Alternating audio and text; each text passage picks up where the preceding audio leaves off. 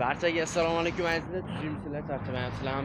Mana men yana sizlar bilanman. Bugungi kunni boshlab oldim. Qarochi bizda shamol bo'lyapti, yomg'ir yog'yapti. Andijon ob-havosiga. Qarochilarga aytadigan ob-havo ma'lumotimiz tugadi. Endi orqada bunday qilib ennax degan yozuvni ko'rsatib reklama qilib olaman-da do'ka. Qarochi bizda bomba yangiliklar bo'lyapti. Aynan shu turdagi skuterlar bizga kelgan yetib. Ushbu skuterlar xarid qilishlar bo'ladi mana. Bo'zliklar bo'lsa patashga qilib yuboringlar, maksimalni kamerlardan like kommentlar kutamiz.